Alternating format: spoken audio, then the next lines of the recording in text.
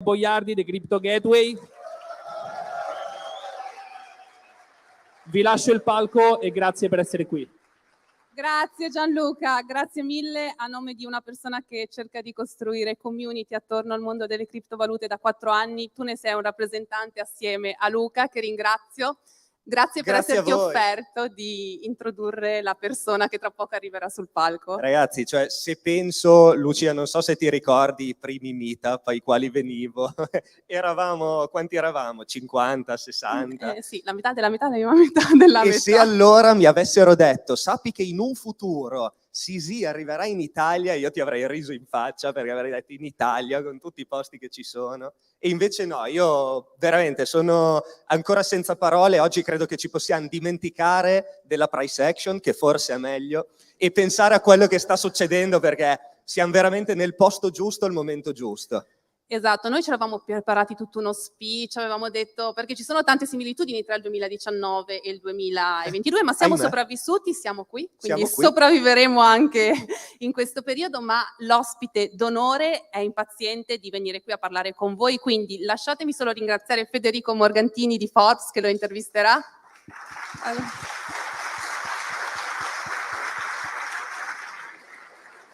Roberto Leonardi per aver organizzato tutto questo in pochissimo tempo.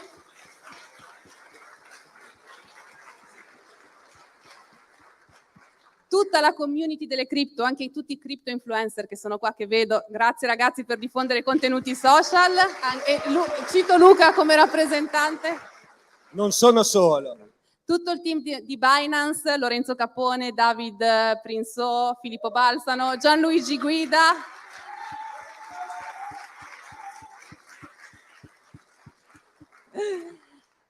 Ellen A, Martin Brunco, Chiara Carpinelli. Se adesso posso presentare l'ospite d'onore è perché c'è stato un team di squadra, quindi date il benvenuto sul palco al CEO e founder di Binance. Ciao Penzao, detto Sisi, benvenuto.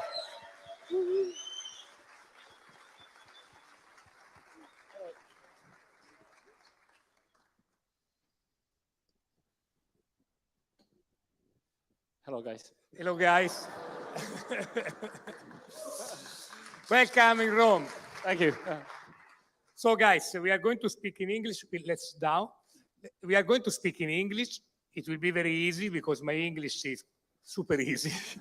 Very Italian English. And CZ will do the best to speak easy English as well, okay? Yeah, I'll try. Good. CZ, when Lucia asked me to interview you, I was very happy. We have a very, very strong link, Forbes and you. I bring here something that probably many of them, they don't know. CZ was on the cover of Forbes in February 2018. So we are speaking about 4 years ago already. 4 years ago already was one of the best, one of the richest, crypto richest. I don't think it's true. Yeah, it's still not used. You can imagine. That's it. Okay, this is our magazine, but this is just 1 second of advertising. So let's go with the real topics of tonight. I'm very happy because I prepared some question and sent the question because Lucia was very strong, telling me don't make too tough questions. And CZ said me,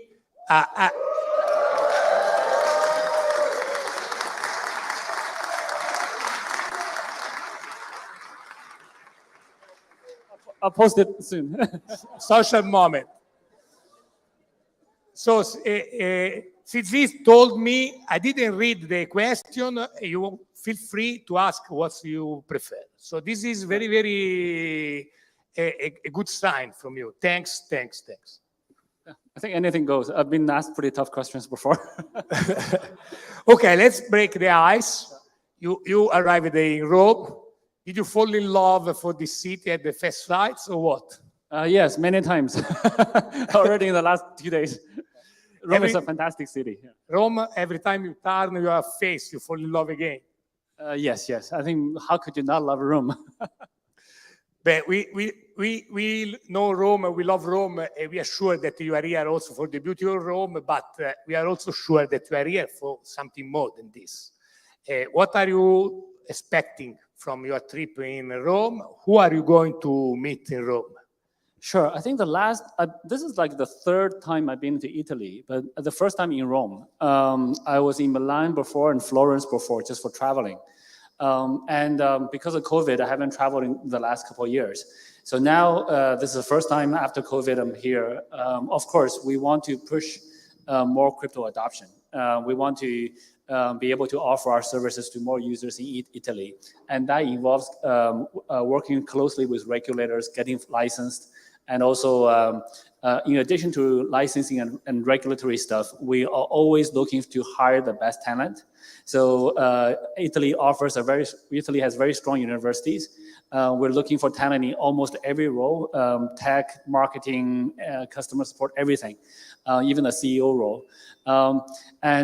We are also looking to invest heavily in education, charity efforts, etc. We already have a partnership with 3 universities here. We want to expand that to about 30 universities. So so everything that we have, Italy is a very important, as you can see, very enthusiastic market. So it's an important market for us. So we want to be able to offer our services to more of our community.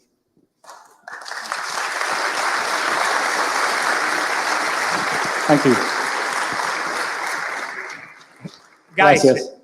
it's a kind of a call to action. It said he's looking for talent. Italy is full of talent. Go to university. So now it's up to you to send your CV to Binance. Yes, please. You said the magic words. A few days ago, you got the license in France. As officially, the name is Digital Asset Service Provider. So you got the license in France, but we know that Europe have not rules, general rules. So you must somehow get the license in each country. Yeah. Are you here also for this, to start the process to get the license in Italy? Yes, I think our Italian team has fully prepared to submit everything. I believe, my understanding, I learned on this trip that the window of submitting applications open on May 18th. And I think our team's fully ready to submit all the documents. We prepared everything as soon as that registration opens. And then hopefully we'll see how things go. Hopefully we'll have a registration soon and be able to offer our services in a licensed way.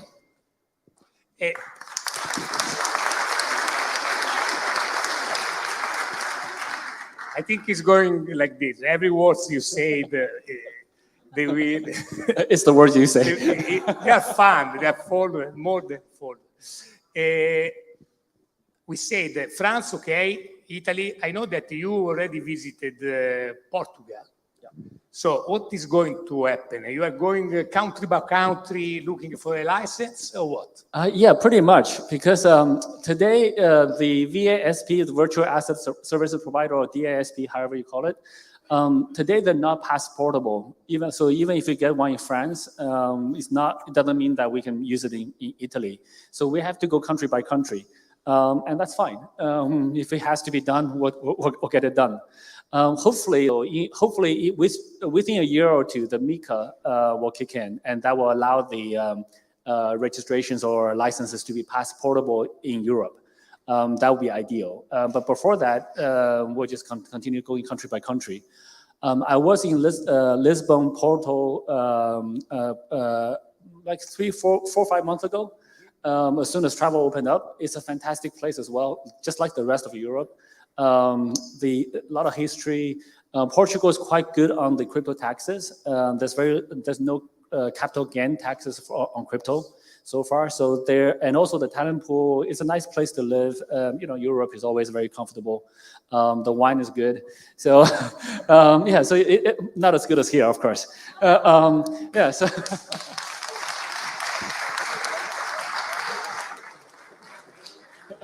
I gotta watch out for what I say. But this is very good news for us, because somehow in Italy, I think that a lot of people can join the crypto industry, can join the crypto investment the day that is regulated. Italy is, how to say, staff for financial regulation. As a publishing company, we publish a magazine that is based, the target is financial consultant, a country in which you need a magazine for this kind of people means that it's fully regulated. So it's good that you want to join our regulation, and I think that if you're going to do this, it's because in your idea, regulation will bring a mass adoption. Is this the reason or there is another reason? I think for us, there are many reasons that we actually do want to embrace regulation. This is a slightly controversial topic for some of the crypto OGs. There's a small number of people in crypto that are against any type of centralization. For those guys, I think they will have to use decentralized exchanges, DEXs, etc., DeFi, which nothing wrong with that. That's perfectly fine. For a centralized business like our Binance.com main business, we have to get regulated. And I think regulations help in many ways. Today, the crypto adoption is probably around 3 to 5%. But the rest of what we call the mass adoption, the mass population, the rest of most of the people today, most of those guys, even some of those guys may not like governments or politicians, but they would actually usually prefer to use a government licensed exchange. It feels safer because people are depositing money with us. Yes. And if there's a problem, they know where to go. They know where our office is. We'll have a local, we registered Binance Italy about a month and a half ago. So there's a local company, local representatives, local team. So that increases consumer confidence. And that would actually bring the rest of the 95% of people into crypto at a much faster pace. So we want to help the growth. And I personally believe this is actually one of the best ways to increase the speed of adoption for crypto. For the regulators, for the countries, it's also very important. Having regulatory clarity attracts this industry to the local economy. I think there was an article yesterday or 2 days ago about Dubai. Dubai, over the last year or so, attracted $46 billion of investments. And 18% of them are estimated to be crypto related. And we went to Dubai. I went to Dubai 6 months ago. There was 2 or 3 companies. After we went there, a lot of players in the industry went there. So now, Dubai is talked about very heavily. So we want to, having clear regulations will allow industry players to come. It helps the local economy tremendously. And for us, it's also very helpful because we want to know how to operate this business. What can we do? What can we not do? And hopefully we can do as much as we can to the extent of, we want to encourage innovation, but not also protecting consumers at the same time. It's always a balance. So all of those things really help us. There is another very selfish reason, I'll say it very publicly. In a regulated world, the smaller exchanges, so today in the exchange world, we're by most matrices, we're by far the biggest. And then the second place is, you're a few times smaller than us, but it drops off very quickly. But there's thousands of exchanges, small exchanges, in the sort of, it's a very long tail. There's tens of thousands of small exchanges with 0.something market share. And some of those exchanges don't operate very properly because they need to survive. They're much crazier than how we operate. Yes. Sometimes that actually do hurt consumers. And that also creates a little bit of a reputational issue for us. So we want the industry to operate in a healthy way, to grow in a healthy way. Having regulations actually will most likely cut off all of the other long tail. In a regulated industry, a few large players remain, and we are one of the largest. Well, I do encourage more, but in this industry, though, I think there will continue to be a lot of startups because raising money in this industry is much, much easier than in traditional industries. So we'll continue to see more and more exchanges come, but they have to get to a scale quickly, and they have to operate in a proper way.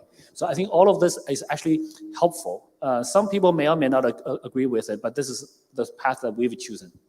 But this is right. The long tail small player that probably they don't work with the attention you do.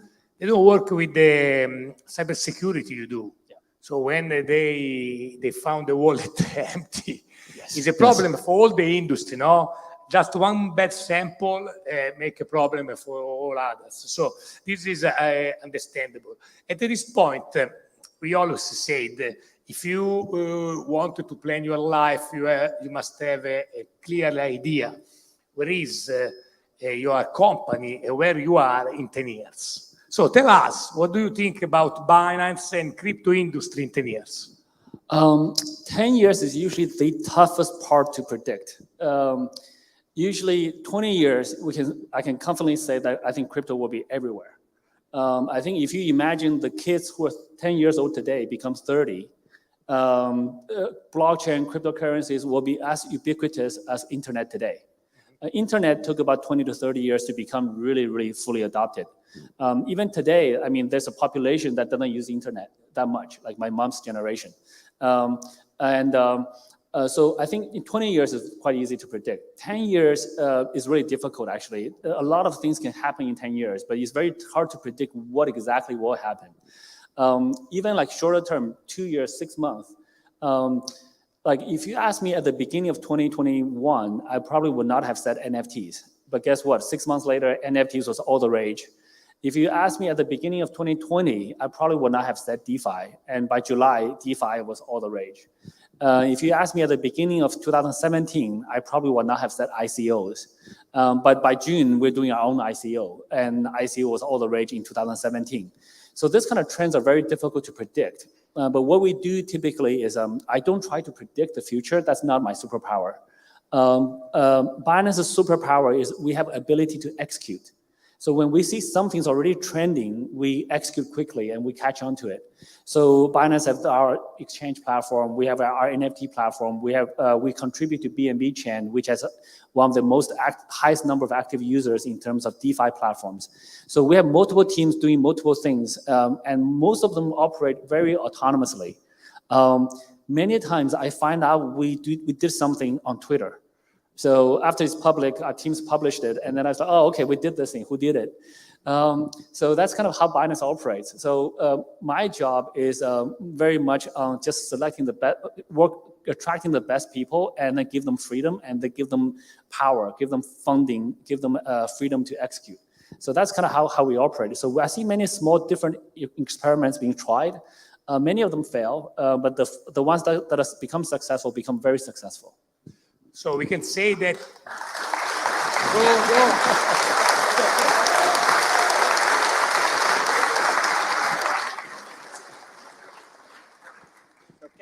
Can we say that in 10 years Binance will be behind the trend, running with the trend, and probably quicker than others? So in the same situation, whatever is the landscape. I'll try to make one very bold prediction. I think in 10 years, decentralized exchanges will be bigger than centralized exchanges. Yeah, so this we must sign. Let's take note of this. Yeah, so I think Binance.com will be smaller than some DeFi. Hopefully, then this is the reason why we invest very heavily in DeFi. Clear. This is a strong. This is a strong indication. So, in your sentence, I catch NFT. So NFT for sure is the buzzword of the last 2 years, at least the last years. So we said you don't like to make 10 years preview, let's say 20 years preview. What will be NFT industry in 20 years? I think the technology will definitely stay. So this is the first time in human history we're able to uniquely authenticate ownership of something, and we can keep the history on the blockchain. It's completely open, completely verifiable. I think today the use case of NFTs are still what I call kindergarten level use cases. You bid on JPEGs and monkeys and apes and stuff, which is great. I'm not against that. So all of those are very, very interesting.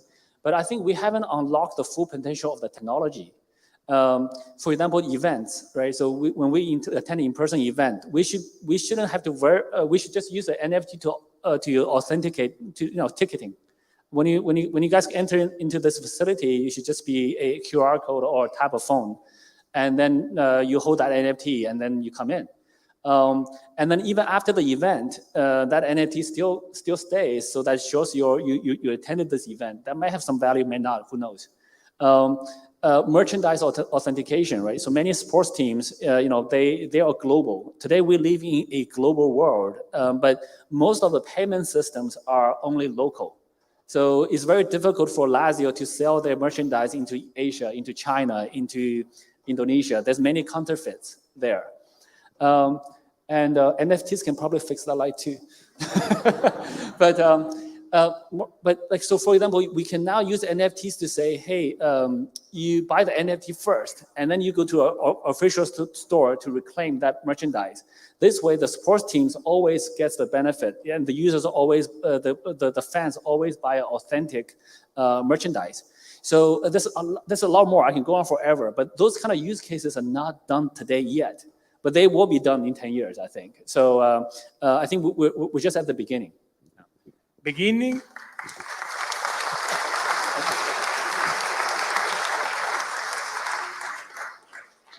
of a technology that for sure is shaping the future. I have a TV show that is Forbes Digital Revolution. Maybe every 10 guests, 5 are speaking about NFT nowadays. All of them, whatever is the business they do, they are doing it using NFT. So for sure, the technology is something breaking technology. Be able to transfer the value in a digital way is something very extraordinary. No? Everybody we know in the past, if you transfer a digital file, a digital object, usually you make a copy of it. One copy is for you, one copy is for the people that receive it, like PDF or whatever. With NFT, all of you already know this because they are a community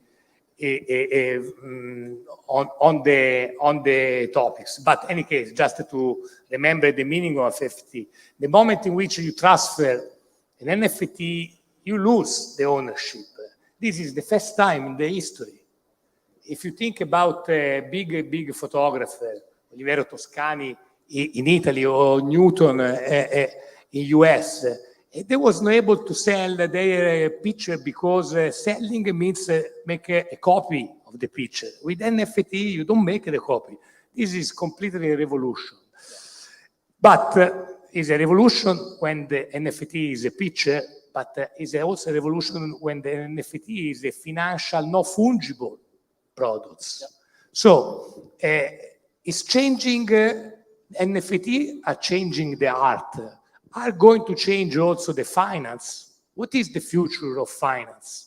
Is only crypto or is no fungible crypto? I think the fungible tokens will also stay. Just because, in the internet, right? Just because there's social media doesn't mean we don't need search engines. So crypto blockchain has many different applications. So many people think about crypto as one thing, or like they try to get what's the asset type. That's not the right way to look at it, I think. It's like also like in the internet. When the internet first started, people ask, is internet a TV, a radio, or a magazine, or something else? But guess what? There's internet TV, there's internet radio, there's internet, many other things, social media, and many other things that we don't have in traditional media.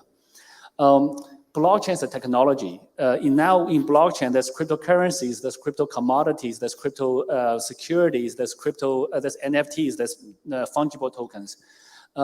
So none of them are really, they don't have to conflict with each other. And also NFTs or fungible tokens, they don't, the technology itself is just a way to keep record.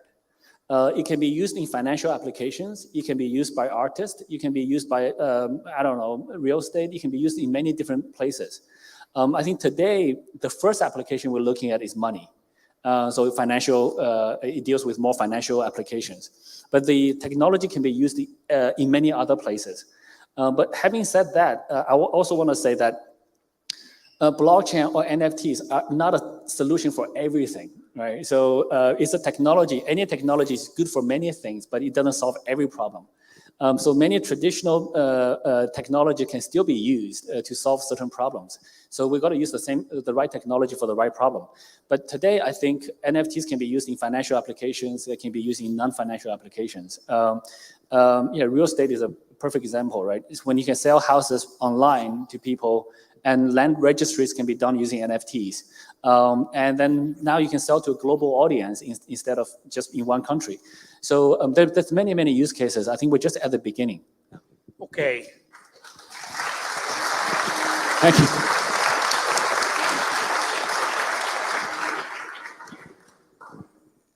So finance, NFT can enter in finance, we said.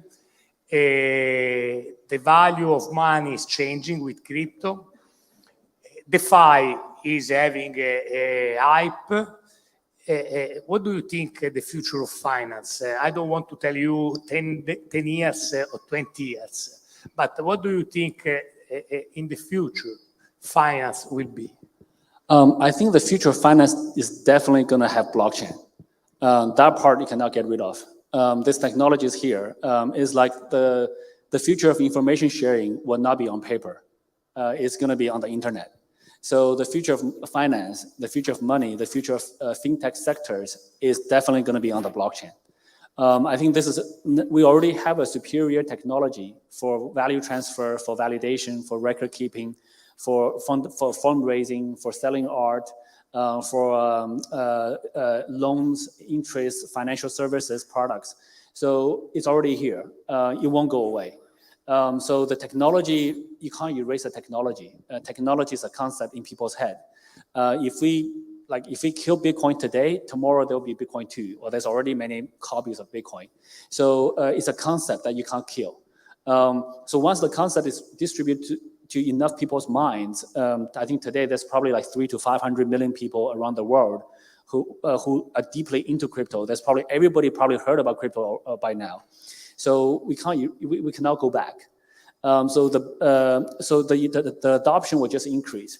And there's like millions of people, tens of millions of people around the world trying to figure out working on many different applications, be it decentralized loans, liquidity provision. There's probably many more. I think if you look at some of the new use cases in blockchain today, global fundraising, you can do it much better, much easier using crypto. Selling art globally. So all of those things you can't do with traditional finance. And then more and more though, crypto will slip into the traditional financial world. I think today we don't really use Bitcoin to pay for coffee, etc. But 10 years from now, I think that will happen. Yeah. Look, my question, next one was just the idea to ask you how long we keep the process to leave the old money and to leave, and I mean leave to go the old money and live using the new money. How long? 10 years? It's very 15, hard. 20? It's very hard to predict, but I think the adoption always follows a curve. So initially it's fairly flat, it's pretty slow, and then usually like a bell curve. So initially it's quite slow, and then initially it's the early adopters that are into the technology, that are true believers. We need to reach about 10 to 15%. Right now we're still at 5%, 3 to 5%. So we're still at the flat curve part. And then once we reach 10, 20%, the curve starts to go up faster. That's when like many of your friends already have it. And if you don't have it, you can't really transact with them. It's not, etc. And then it will go up to like 50, 60, 70%. And then the adoption rate will slow down again. Because there is an older generation which are less technology savvy, or even the younger generation. There are people who are just not technology savvy. They just want to hold on to the old stuff. And then the old technology still have use. Even paper is still used today. Like, we used to have to hold a piece of paper on stage. So it will take 20, 30 years for a generation to pass before we become fully digital or fully blockchainized. So typically, based on previous technologies, internet took about 30 years. It's probably reached about 80-90% adoption. In a developed country like this, it's probably 90-something%. But if you look at Africa, it's still not quite there. But now blockchain is post-internet. So theoretically, it should happen faster because now we have the internet to distribute learning information. But at the same time, blockchain touches money. We will see a lot of resistance from traditional industries. So there's different forces at play. But the adoption will continue. It's not going to stop. So I would say 20 years is probably a safe bet. But I'm always known to be conservative. When Binance first started, I set a goal, but we want Binance to be a top 10 exchange in the world in 3 years. We got to the number 1 in 6 months, so I'm very often wrong.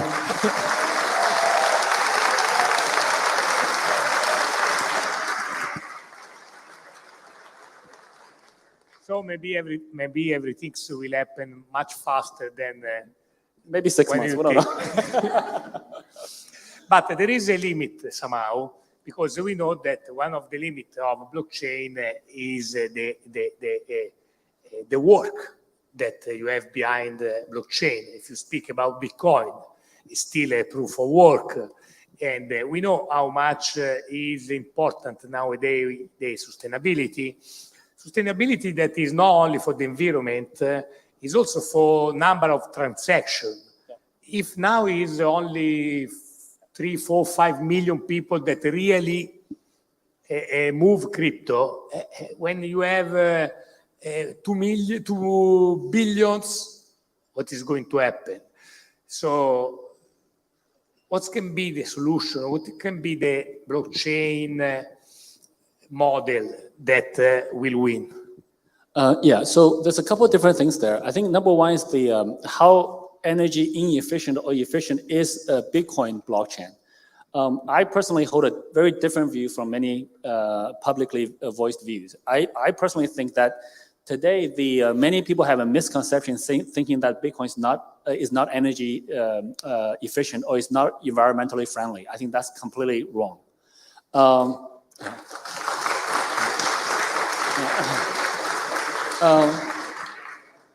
So I think people don't, just because we can measure the energy consumption of Bitcoin doesn't make it less efficient. If you think about any type of system that we have today to manage a $2 trillion asset of any kind, the amount of energy, the amount of people, the amount of expenses required to maintain such a network, and Bitcoin's network, Bitcoin market cap is 2 trillion, but the amount of transacted on the Bitcoin network last year, I don't know what the number on top of my head, is probably hundreds of trillions. So to facilitate that type of flow, if we think about our current systems to facilitate that type of flow, when you transfer $200, you got to pay $30 in fees if you're transferring cross borders. If you're just doing Europe, it's okay. It's SEPA, it's fine. But yeah, but if you think about, even if with SEPA, if you think about the number of people that's sitting in the banks, if you look at any downtown sky view, all the big buildings have bank logos. If you think about the amount of energy, the amount of people they employ, and the amount of costs involved in running those networks, it's way more than whatever Bitcoin mining is. Bitcoin mining, so that's Bitcoin. And then, we also have many other more efficient blockchains that use a proof of stake. And they use far less energy. They're less decentralized than Bitcoin, but they're more efficient. So there's different trade-offs.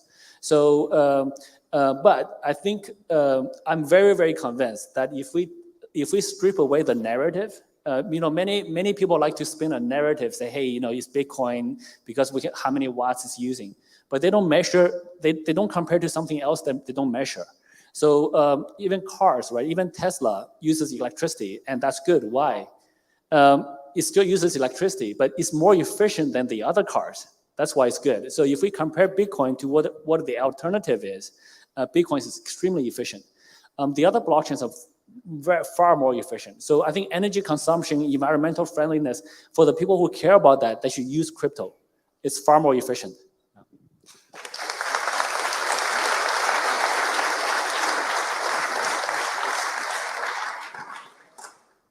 In this case, in your view, decentralized money and decentralized finance will be the future, maybe 10 years, maybe 20, but is the future.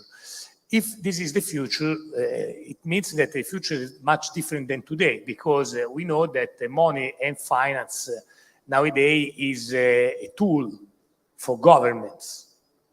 Governments, through the banks, through the central banks, can use the money and the finance also to make policy. We know very well. So for sure, this new finance and new money, it will be a threat for governments. What do you think? How they are going to react? I think different governments are going to react in different ways. I think there's many technology innovations before that have always disrupted. Every innovation is somewhat disruptive. If you look at internet, if you look at printing, if we look at education, if we look at freedom from slavery. So it used to be that, a few elites control all the slaves, and whenever there's freedoms that's introduced, there's always some disruption. But today we have 200 different governments in the world. Some governments are extremely well run. Some governments want to hold on to their power, and by government we shouldn't be looking at even one government as in one entity. If any government consists of many individuals, there's many different departments, many different agencies, different people. So each government is probably consists of thousands or tens of thousands or even more than that. So each person has a different view. Some people may be of the mindset, this thing may remove my job and I cannot learn a new job, so I'm going to resist it. Some bankers may say, hey, this thing may replace a bank. But guess what? There may be another person right beside him that says, hey, look, this new technology is going to make all of our citizens stronger. It's a new money tool that will help make our economy more efficient. And then when our economy is more efficient, our citizens will they will have more chances to do entrepreneurial projects. They can raise money easier. They can sell their art easier. And our citizens will become richer. When our citizens all become richer, let's say take an extreme example. If all the citizens become 10 times richer, the government is going to be 10 times more influential in the global markets. And then Jesus. When you talk about governments,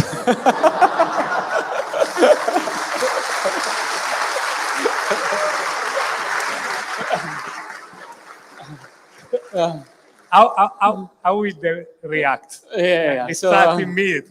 Yes. So, but the good governments will want this ability, because now when their citizens get stronger, when their economies get stronger, they become stronger. They may have less control on direct money issuing, stimulus, all these other things. But whenever you embrace a new technology, it's generally much better for the population. When the population gets stronger, the country gets stronger, and the government gets stronger. The smarter governments are realizing this. So we now see that many governments in the world who are adopting this full on. Dubai, Bahrain, France, very hopefully, I think Italy will follow for sure. So I think Italy is very well governed, to be honest. So the stronger governments does not need to. There's a difference between retaining power for yourself and saving your job for yourself, and making things better for the population. Governments should be working for the population. So governments should work hard to make the population stronger. And I always say this in business: don't worry about the job. In a strong government, there'll be more and more interesting jobs. So whenever there's always more opportunities in the future than there were in the past. Today, you have much more opportunity to do startups than 10, 100 years ago. Why? Because we now have the internet. We now have better information sharing. The economy is stronger. So whenever technology innovation progression is always good for everybody. Today, there's probably more people working in government than there were 100 years ago. So all of these things help in the long run, but there always some short-term pain. Even as a business, as we embrace innovation, regulation, we have to limit this business here and there at times. There's short-term pains, but then it will help us to grow in the future. So there's always trade-offs. Yeah.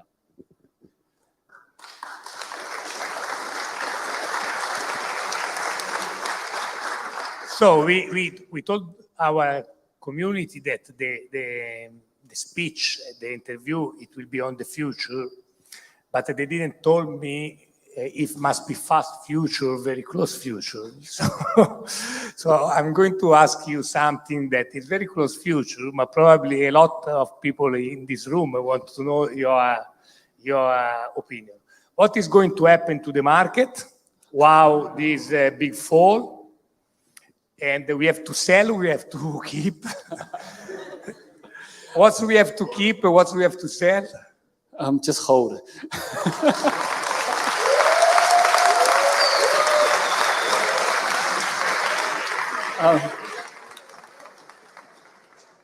So on this topic, actually, I would like to share my views as well.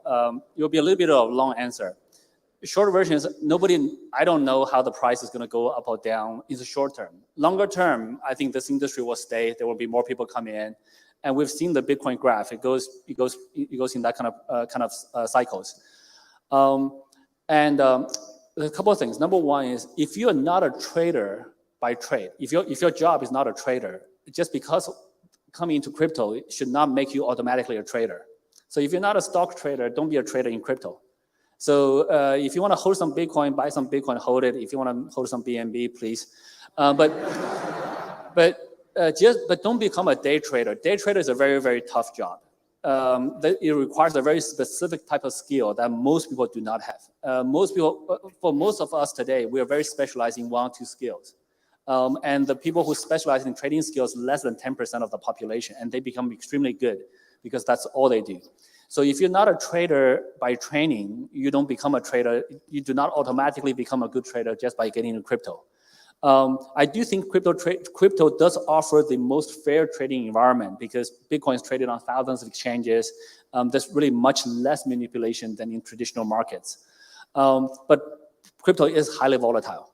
The second thing is I do encourage people to learn about crypto and then decide for yourself whether you want to invest or come in.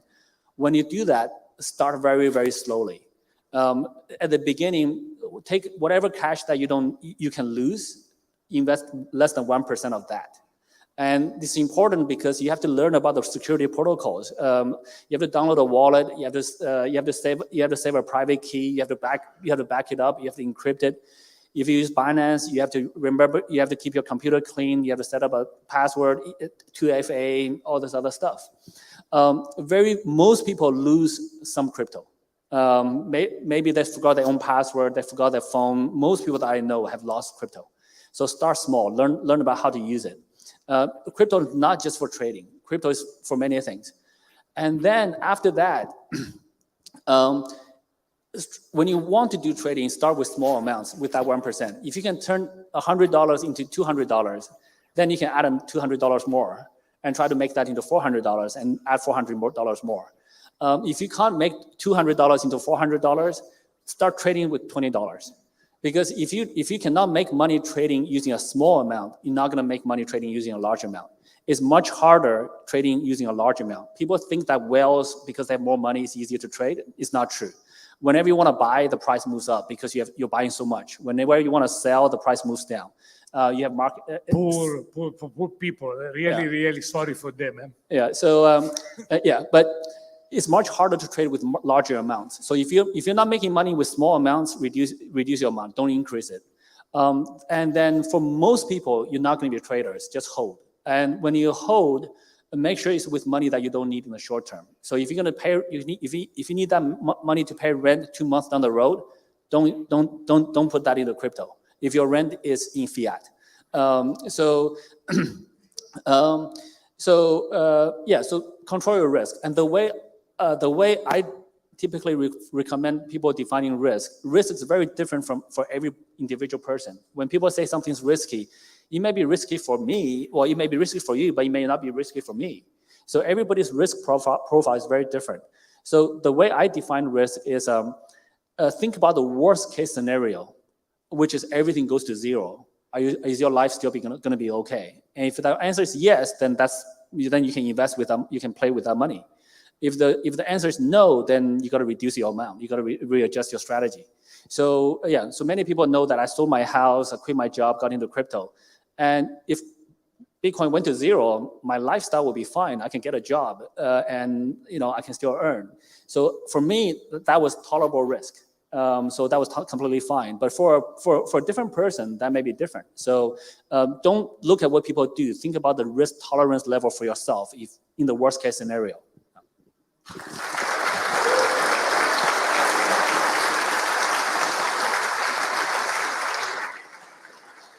And this is a lesson you said by yourself. This is a lesson from someone that make all in crypto, selling your home. Yes. So when you see people push all in, they may be okay. But for example, they may have relatives that can take care of them. They may have rich fathers that will give them more money. But it doesn't mean that you can push all in. So you have to judge the risk for yourself. So risk is a very individual, tailored word. So don't listen to people talking on Twitter about risk.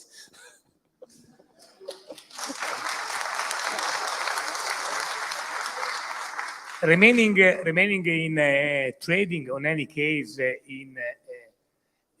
speaking about different crypto projects, different DeFi projects, what do you think is going to happen to the thousands and thousands of small crypto projects existing today? In 10 years, 20 years, how many crypto will remain? I think it's always the same. The majority of them will fail. This is like startups, internet, just companies in general. I think probably more than 9 out of 10 companies fail. I think the crypto world, especially is new, crypto NFTs, the majority of them will fail. But the few that become successful will become extremely successful. So I'll give you an example. The Binance Labs, which is our investment arm, we invested in about 120, 130 projects over the last 3-4 years. 70-80% of them did, they're significant below value. But the 10 or so, which is already a very large number for us, did more than 100x. We only need one of them to do 100x to have a good return. But we have some that even went 1,000x. So you need to depending on your investment strategy. So for Binance Labs, that's the institutional investment arm. So their strategy is very simple. It's investing many different things. All of them they select very carefully. But guess what? Many of them do fail. So that's the nature of how this world works. And the other thing people don't realize is many people think, okay, I can be really smart and just invest in the 10 that are successful. It doesn't work that way because you don't know ahead of time. And then also, even if for the ones that are successful, without the failures, they don't become successful. So many of the people who fail one business do the second one, do a third one. Binance is my fifth or sixth startup, depending on how you count it. So without the failures, the successful ones don't come. So the industry is always like that. There's 90% failure rate, but the industry continue to grow. So that's how it works. Okay.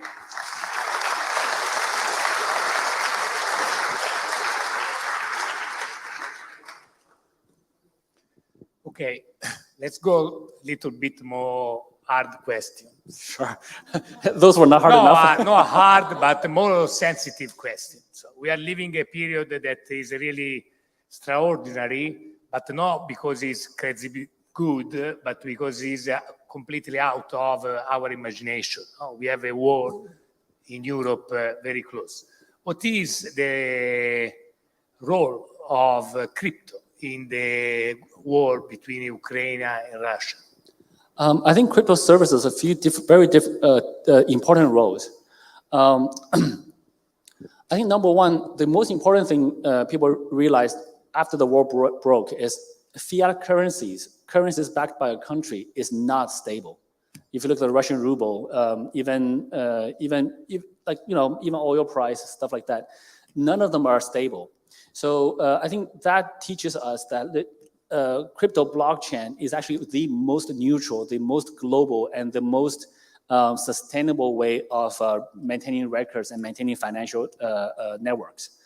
And if you look at Ukraine, when they asked for donations, they did not ask for it in euro. They asked for it in cryptocurrencies. And if you look at the blockchain transactions for the donations, many of them are $100, $50, $10. And many of them come from Asia, America, Latin America, even Africa. If you send money cross continents with $10, it doesn't work. Like the fees can be higher than that. Possible. Yeah. So so now blockchain is used for what I call global fundraising. It includes donations and charity efforts. Binance ourselves, we donated $10 million right away for the humanitarian efforts. So I think even till today, it's probably the largest announced amount. I don't know if other big companies have donated anonymously. We're also helping people who are negatively affected in Ukraine and to be honest, to some extent in Russia, for them to move their assets out of Russia, which in theory should actually help the war, because it should help reduce the war, because there's many people leaving Russia. And on the Ukraine side, we are now working with the governments directly. I speak with the Ministry of Digital, Minister of Digital, and we have multiple initiatives going on. We are donating up to $3 million on the educational efforts for like 3,000 kids. We are helping them to build infrastructure, TV broadcasting stations, the communication infrastructure. We're also helping them with the crypto regulations, etc. So there's many. We have about 10 or so different charity efforts going on in Ukraine. I cannot iterate all of them. We also used our own ability to try to get our teams out of Ukraine and out of Russia. So Binance, we have a large effort to get our own teams out. So I think, we are also inviting other crypto players to come along with us to help Ukraine. So and then Ukraine adopted the crypto framework just after the war started. So you can see that this technology for money is very, very important, especially during turbulent times. I think right now it's still playing a small role, but over the long term, I think it will play an increasingly more important role. Ecco, ora sì che dovete fare un applauso, dai.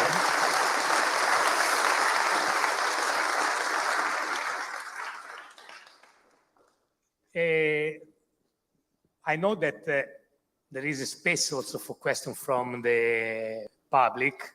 So I make the only one, the last one. Lucia, tell us, it's okay? Okay, allora I make the last one, then we give the words to the people so they can ask you. I am in media business, and somehow we are also shareholder, we are also partner, because I am a small shareholder of Forbes in Italy, and you are a big shareholder in Forbes America.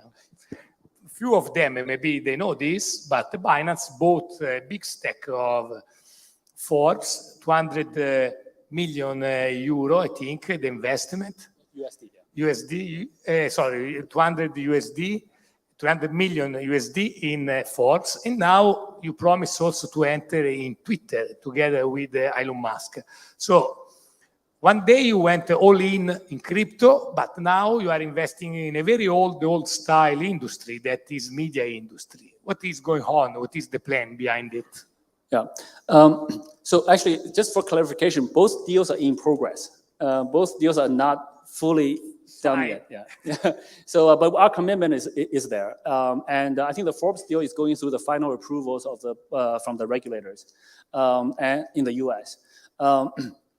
But we invested a decent amount, but we're still like we're the equal largest single shareholder. So if the deal is done, we will have 30% of Forbes. But we're not the majority. So, and we want to be, we don't know how to run media businesses. We want to keep the editorial. Can help. So we want to keep the editorial completely independent. What we want to do is to bring, actually, a larger picture. What we want to do overall is we want to look at every sector in different industries and then pick one or two businesses, invest in them, and then help to bring them from Web 2 or from the traditional world into the Web 3 world, into the crypto world. I strongly believe by doing this, we should be able to help them create much more stronger financial models. So for example, taking Forbes, for example, Forbes is a very international magazine. Even myself, when I try to sign up, you ask for a credit card, it often fails. And many times I only want to read one or a few articles. Why isn't that an option for me to pay, I don't know, $1, $5, $10 for just our article? And if I can pay with crypto, it's much easier because when I want to read Forbes US, it's a different credit card that I need to use. So payment integration is one thing. And today, news is digital. So very few people use like fewer people use printed versions now. So that's just one thing. And then Forbes could issue NFTs for articles, for content. You could issue a coin. That could be read to earn. There could be many different models that we can help to create newer models for the business. To the point, I actually think that a business like Forbes, if Forbes can fully embrace Web3, you don't need to do advertising. So you can get rid of all ads. So there will be no pop-ups. There will be no the articles will be consistent. There's not banners in between articles. So we can remove all of that and then still have a much more viable business model. And if we can do that for Forbes, guess what? Then maybe Wall Street Journal, Financial Times, all these other journals will be like, hey, we gotta catch on too. And then we bring the entire sector into crypto. So if we can do this with media, with gaming, with e-commerce, with real estate, then we can bring more and more people into crypto. So we want to pick in different sectors, one or two businesses should be enough, and then bring them to crypto. Twitter is a little bit of a special case. Twitter is important for a number of reasons. It's important for free speech. So we want to support free speech. We are a very freedom-driven organization. So we always want to support freedom. That's number one. Number two is we also want to help Twitter to migrate from Web 2 to Web 3. So I think we can provide a lot of help. Twitter is one of the products I personally use a lot. So it's a tool that I'm a heavy user. I actually use Twitter more than I use Binance, way more. So, yeah, I mean, I don't trade, so I don't really use Binance. And then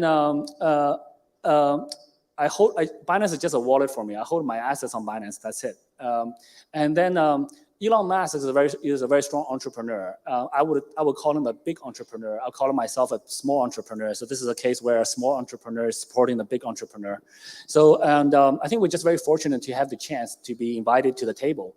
I think being able to participate in Twitter also sends a very strong message that now crypto businesses are funding society platforms that are important for free speech. So this sends a very strong signal that crypto is no longer a small niche thing. We are funding key platforms in the world. They're in the game. Yes.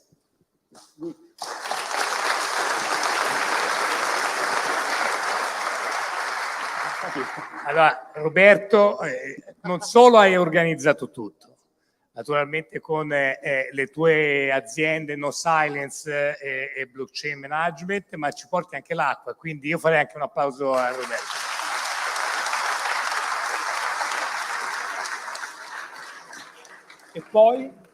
E poi ditemi voi come organizzare le domande dal pubblico, io magari faccio un po' da mediatore e chiederei al pubblico di evitare di raccontare progetti, non è che raccontando il progetto a CZ lo troverete finanziato, c'è il percorso giusto che trovate sulle varie piattaforme, quindi Evitiamo magari quello di presentare progetti personali e poi il resto a voi. Guarda, qua c'è una mano che è là, ha iniziato a alzarla quando abbiamo iniziato a fare le domande. Hi. What about you think about more secure Binance Smart Chain with more rug pull, exploit, and flash loan? Because there is so many people also there is a project with Binance Labs, Qubit with the Mount team. Is third time you have lost the money of so many people, so many users. What do you think about to create more secure Binance Smart Chain? Yes, so it's a tricky one. So this balances. In a decentralized world, on a decentralized blockchain, anybody can deploy a smart contract, and they can create a DeFi pool. And if the smart contract have a backdoor or there's an administrator key, etc., there could be possibilities of either a rug pull or just a security hack. In this type of situations, to be honest, there's no one way to 100% eliminate the problem. The only way to eliminate that problem is to number one, don't use DeFi, or we control it completely. That will remove the decentralization aspect of it. So this balances. If we want full decentralization with no single party in control, then that type of security issues do come in. As a user, again, so do not put all your money into one DeFi protocol as a risk measure, because even if the team doesn't rug pull, there could be a security bug with that smart contract, etc. So you do need to learn how to risk control. So spread your investments over a few different projects, etc. From Binance's perspective, we actually can do a few things, which we actually very actively do. Number one is user education. So we have a lot of education content out there. I believe that's the best thing long term. People need to learn how to protect themselves. Second thing is when a rug pull happens, or even when a hack happens, we have a lot of data. We have a blockchain analyst team.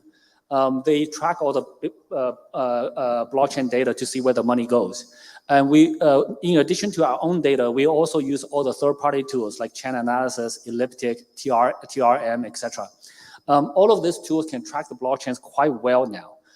If any of the addresses that this money touches is associated with a address that's on the Binance.com platform, then we can get the KYC information.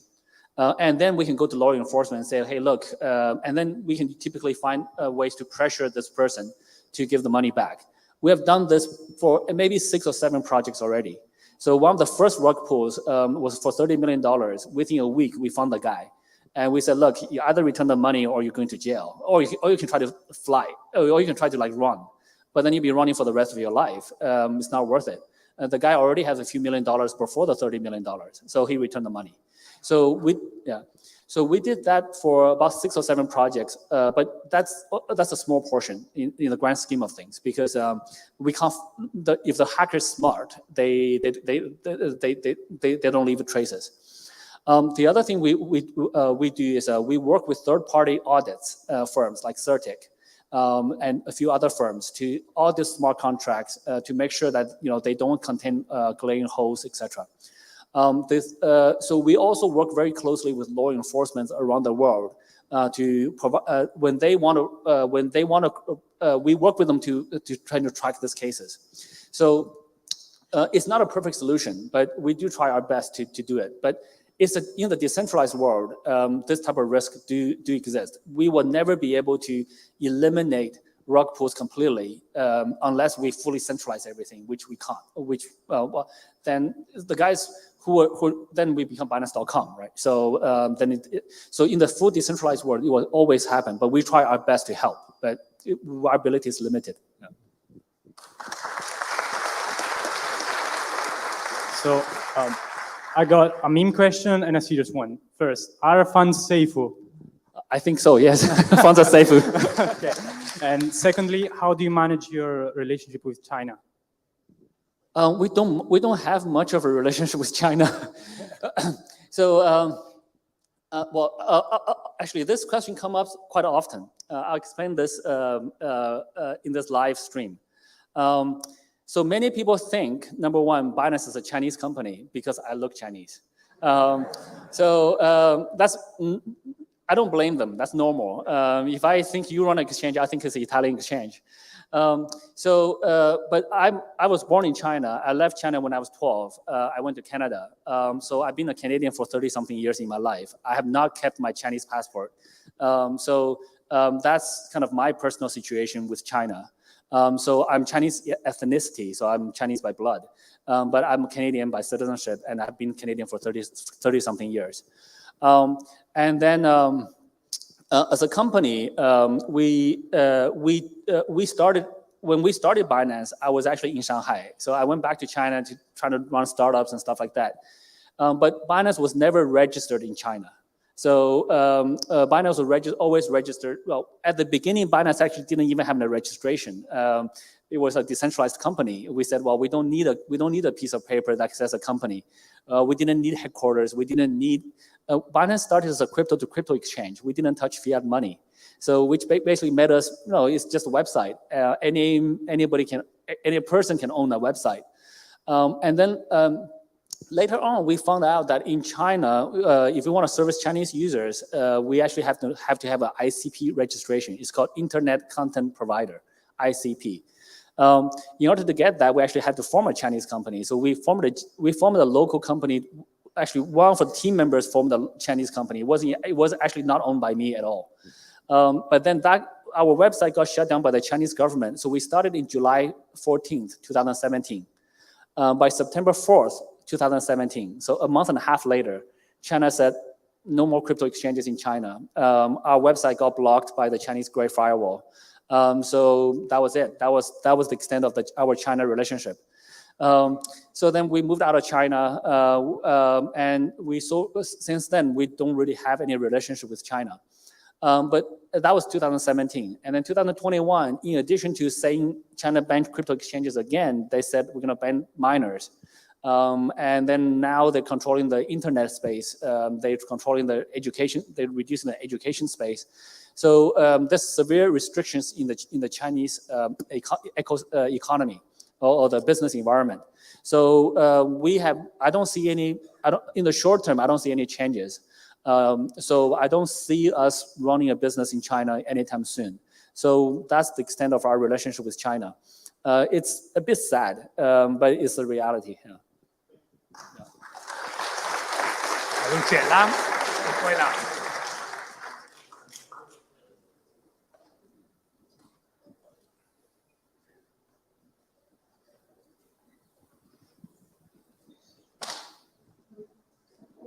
Hi.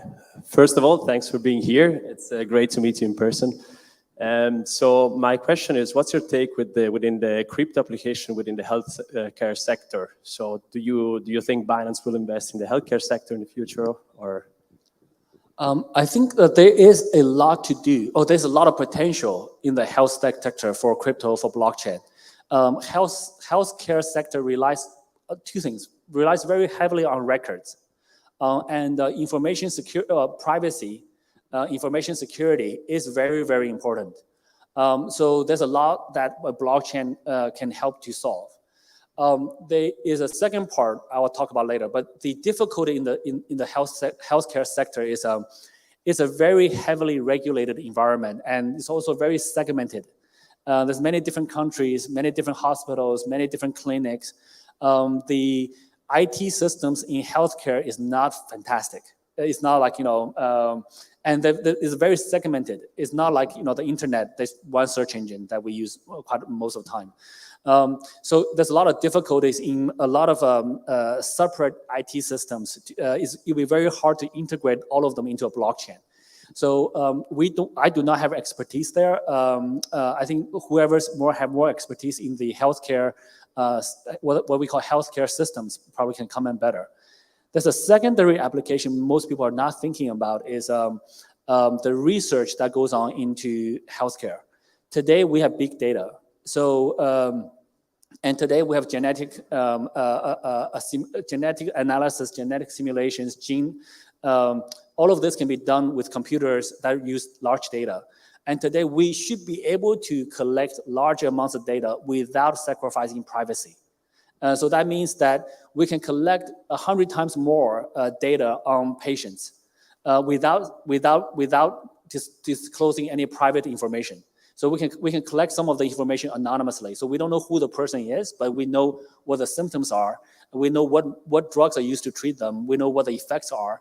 And then when we collect large amounts of data like this anonymously, this can be done, this in theory can be done using a blockchain. I don't think it's been done yet. Once we have 100 times more data, the AI, the analysis will become much better. And then we will be in a much better position to more accurately diagnose diseases in much earlier stages. Also for drug research, cure COVID, cure cancer, a lot of these things can happen. So, and actually there's a third aspect. The third aspect is using blockchain to fund some of those research. So today, the medical research happens by a few large pharmacies, and many of them are more incentivized to sell pills or sell shots. So they're incentivized to just sell more and more. Whereas there's very little research done on how to progress the human body or our health.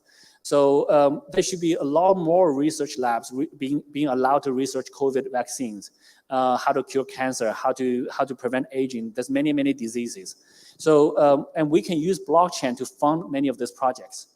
So instead of them just a few big farmers doing this, we have a lot more research going on. So that's actually something I'm quite passionate about if I retire. So when I retire. So yeah, that's something I'm looking at, but I'm not really deep into that. But there's a lot of ways that blockchain can help healthcare.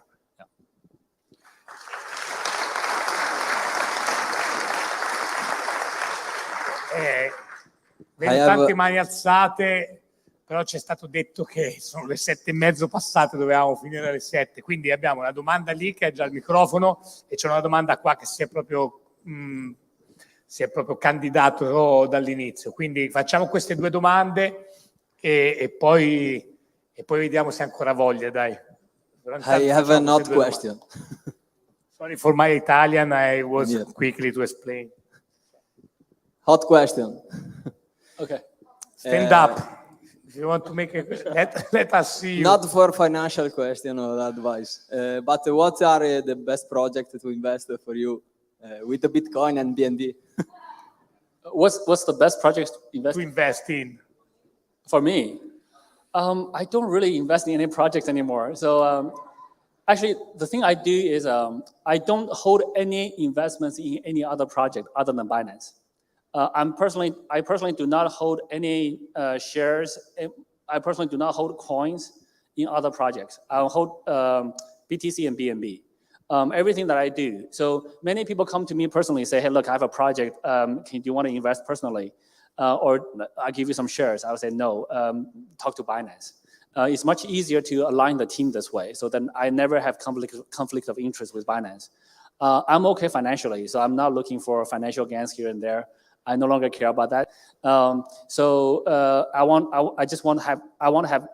to be able to help others and make impact. And the best way I can do that is to use the Binance team and use the Binance community to do that. So I don't have any other investments.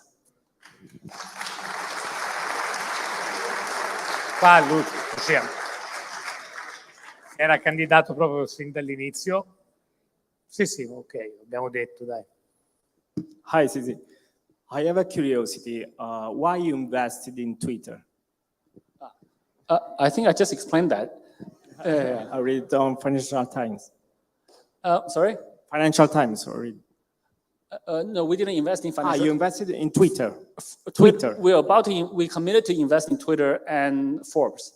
But for Twitter, yeah, I explained that before. It was, free speech.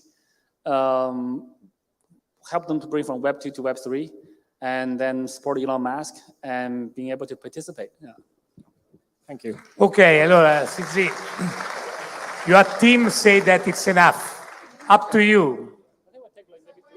Maybe 3 more. 3 more. The boss said the 3 more, so... And afterwards, I'll be outside, for whoever want to take photos for a while until everybody gets tired. Hi, Mr. Zhao. Nice to meet you first.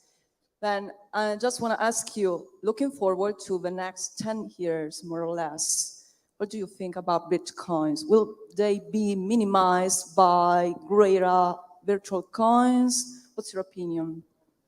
Yeah, so on this one, currently, I don't see anything replacing Bitcoin. So Bitcoin is a very simple blockchain, but Bitcoin has a number of properties that no one, or very few people have been able to replicate. Bitcoin doesn't have a founder, which is a feature, because it makes it that more decentralized. Ethereum, we still know who the founder is. BNB, unfortunately, we still know who the founder is. So, well, actually, yeah. So having a founder is actually a negative sometimes. Having a founder at the initial stages helps the credibility and growth. But for decentralization, not having the founder around, not knowing the founder is actually a big plus. Today, if Vitalik says his opinion on something, I want to change Ethereum, most people follow. Today, I try not to do it, but if I said something about BNB, probably most people will follow. So there's an outsized potential influence by a very small number of people, which is not good for decentralization purposes. Bitcoin have this property that it's very hard to replace. And Bitcoin is also the most neutral, and it's also the most simple chain. And you also have the network effect. It has the largest market capitalization, it's the most stable, relatively speaking, and the most secure. And when you learn about crypto, when you learn about blockchain, you have to learn about Bitcoin. So that's the entry, grandfather, everybody had to learn about it. And then that gets adoption too. So I think for the foreseeable future, I think Bitcoin will continue to be the global reserve currency for crypto. So that's 10 years is a long time. So, but today I don't see any changes.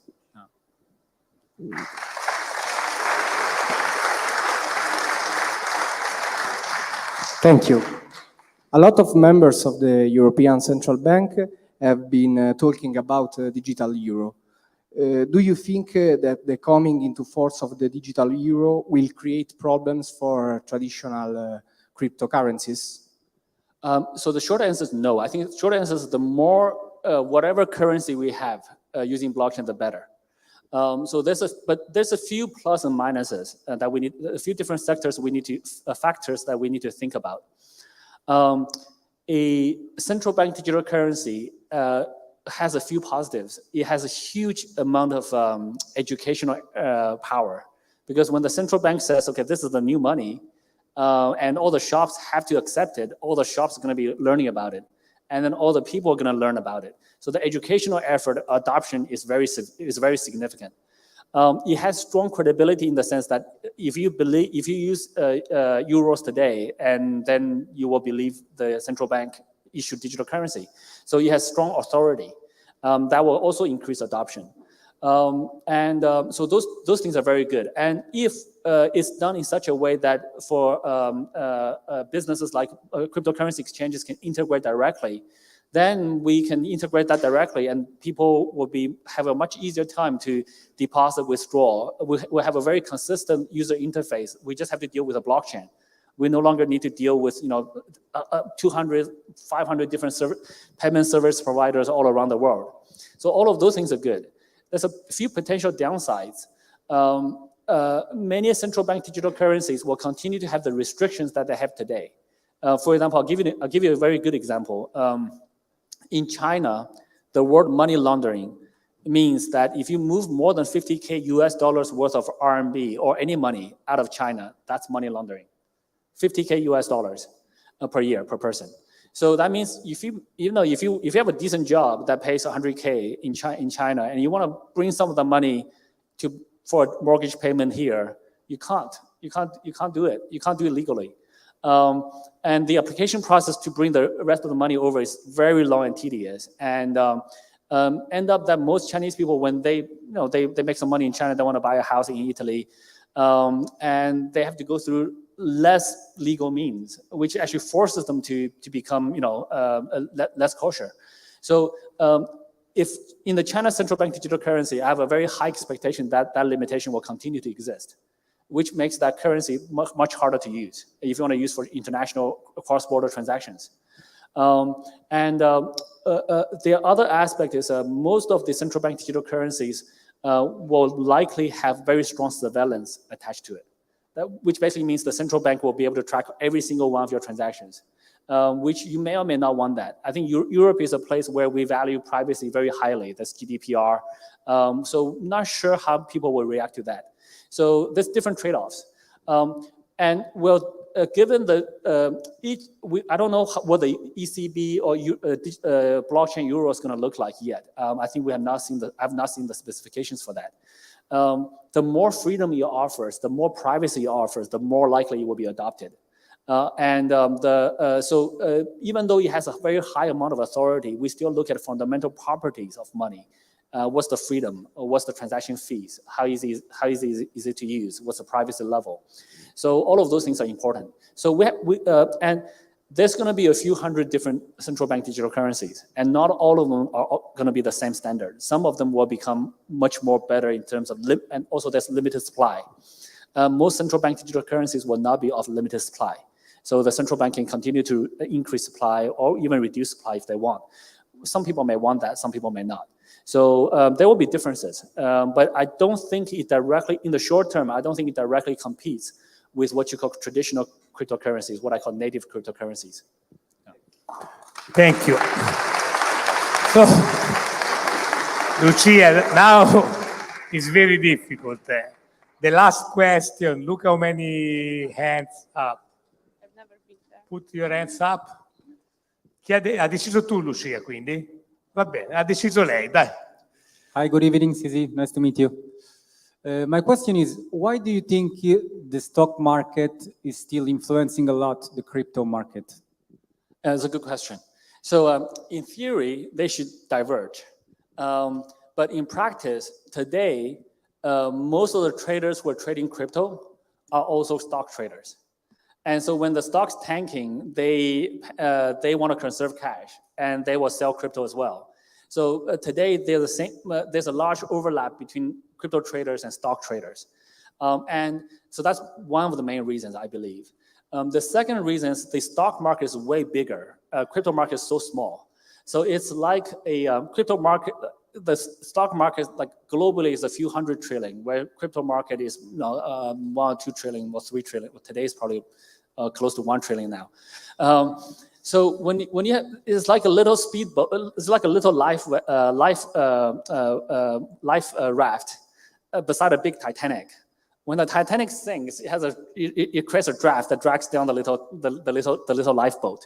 So that's the sort of that's the effect that we're seeing today. So, but I think as time goes on, when the market cap for crypto gets bigger and more people come into crypto, and more people turn into pure crypto, like myself, I hold 100% in crypto. I actually don't look at the stock market at all. I was wondering why the Bitcoin price went down. I was like, what's going on? And then I saw the stock market. So as the market capitalization of Bitcoin gets bigger, I think they will eventually diverge. But today, they still, crypto is so small, you still feel the effects of the stock market.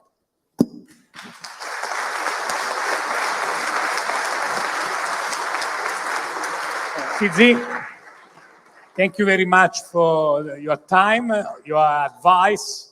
And as you said, now you will be with us for the rest of the evening. And feel free to meet him. Don't ask money, please. Can we shake hands? Absolutely. Okay. Yeah. So thank you. Thank you so much. Yeah. So I'll go out there, and for anybody who wants to take selfies, I don't know why people want to do that, but there's always some people who wants to. So no need to rush. Please form a line so that we do it in an orderly fashion. I'll be there for as long as you are not tired. Sì, per favore ragazzi, farà un selfie con tutti, ma in maniera ordinata, uscite lentamente dalla stanza perché siete tantissimi. Grazie a tutti. Un ultimo applauso, dai. Grazie.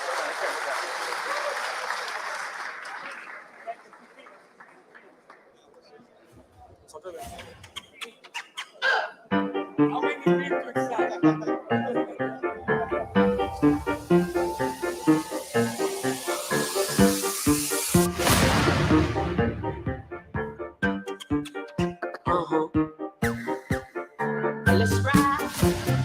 Gonna ride. Let's ride.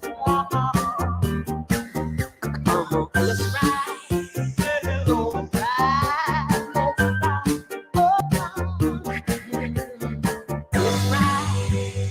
Gonna ride. Let's ride.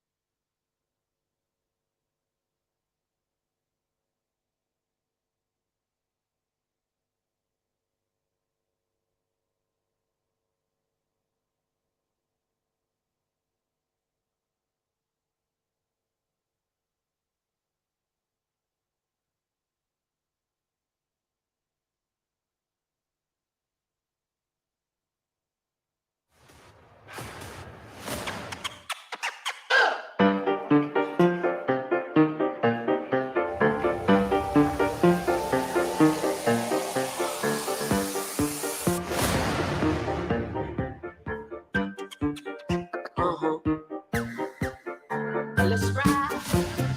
Gonna ride. Let's ride. Let's ride. Gonna ride. Let's ride.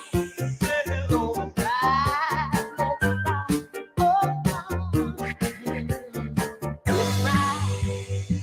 Gonna ride. Let's ride.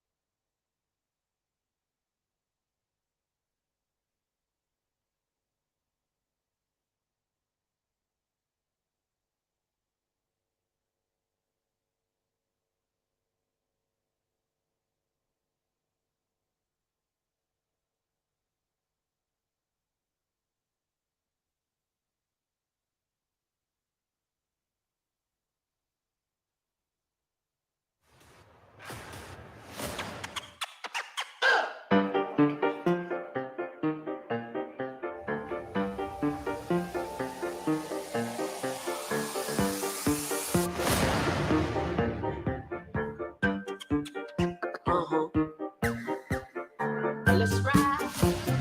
Gonna ride, let's ride. Let's ride.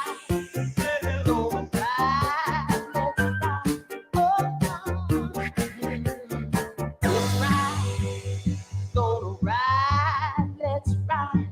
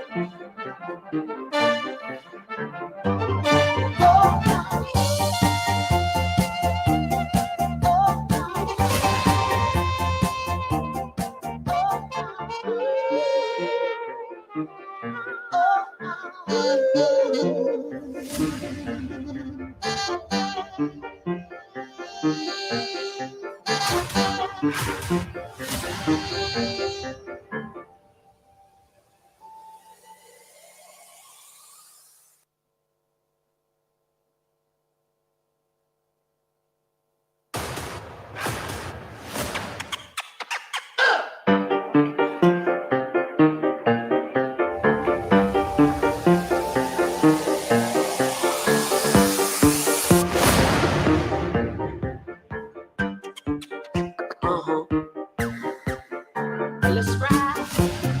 Gonna ride, let's ride. Oh, let's ride. Gonna ride, let's ride. Let's ride. Gonna ride, let's ride. Oh, let's ride. Gonna ride, let's ride. Oh,